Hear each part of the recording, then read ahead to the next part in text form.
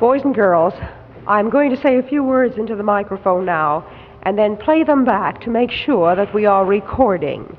When you come up to speak, hold the microphone just about 8 or 10 inches from your face as I'm holding it now, and talk at your usual rate of speed. I will signal you when you are to stop. I'm Sam Uretsky of 28. I'd like to say a few words about the current subway strike. The way it seems to me it's happening, Theodore Lewis and his Motormen's Benevolent Association are trying to blackmail the city, give them a little more cash, or they'll strike again. I think that the city, all 8 million people of it, is being held into a corner by those 2,600 men. In my opinion, what the mayor and the rest of the city ought to do is hold out. Don't give in, or else we might wind up with something like ancient Rome, where a man could be elected not by his ability, but whether or not he was endorsed by the army. Here you'd have an endorsement by the Motormen's Benevolent Association. My name is Andy Abraham, and I'm in class 1-4. As we all know, our first satellite, the rocket for it, blew up.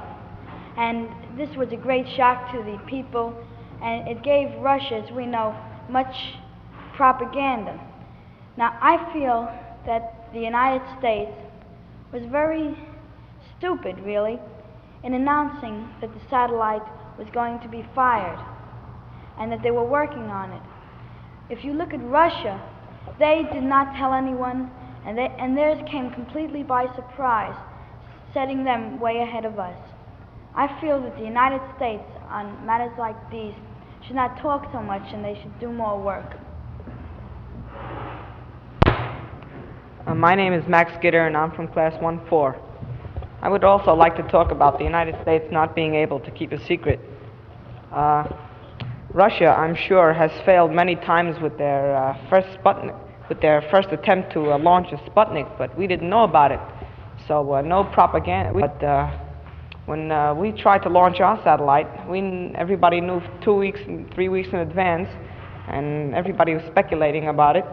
And then when it was a complete failure, Russia issued propaganda, and the Mideast countries and the backward countries now look up to Russia as a big hero. Another case last year, when Israel attacked Egypt, it was by complete surprise. Nobody knew the slightest thing. And that attack was a complete success. And if we tried to keep a secret more often, I think we'd do better. My name is Michael Finkelstein, and I'm in class 2A. And I'd like to talk on the subway strike. This condition has affected most of the people in the city. But I'm all for it. This way I can sleep a lot later and begin going to school a lot later. This is a lot of trouble, but I'd rather have it this way. While I usually would have taken the subways, now that they're closed down, I have a chance to sleep later, and I leave my house at 10 o'clock, which is very helpful. I can do my homework in the morning because of this, and it's more convenient. My name is Anthony Sussman from 2A. And I'd like to talk about the satellite. Well, as Max said, he said that he's sure that the Sputnik failed a lot of times, and it's proven and established that it hadn't failed, that that was their first attempt, and it was successful. And on a quote I heard from a TV show about the secret part of it, everyone is sure about that they should have kept it a secret, but actually everyone wanted to find out about it. Everyone would run down there with binoculars and trying to find out through friends what happened. And then finally, when it's a failure, they said, why don't you keep it a secret? But actually it was them who made it so. And the most interesting point, I guess, is that the Russia's Sputnik was 1,000 pounds, while ours was only 6, and we failed to get it up. And Russia plans to send up a 2,001 pound next month. I'm Norma Gallons of class 2-7, and I'd also like to talk about the subway strike. Although, as Mike said, it does us a lot of good in the morning by being able to sleep late, I can't very well lie about take the subway down one stop and then walk back again to the school. So it doesn't do me much good because I can't sleep late in the morning. And also, the older people, they have to get to work in the morning, and then if the subway strike keeps up, people, by the time they get down to work, they have to come back home again so they can miss the rush hour, and then none of the city's work will get done. My name is Alan Rabinowitz of Class 2-8, and I'm going to talk about the satellite. I disagree with the fact that the United States can't keep a good secret, because about the Manhattan Project during World War II, that was the best kept secret of the world. And even the people who lived around there and were around these places, they didn't know about it, they didn't know anything about it. And the people who built the bomb, they didn't know what they were building, they just built parts. That's it.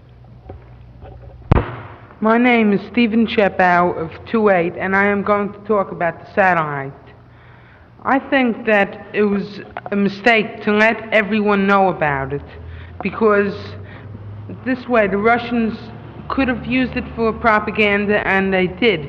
Because Friday night, after I found out about the satellite failure, I listened to Radio Moscow on my shortwave set, and they said it was a desperate attempt. And Saturday night, they started making cracks about it. My name is Walter Feldman, and I'm from Class 2-8. I'd like to compare the Russian high schools with the high schools in America.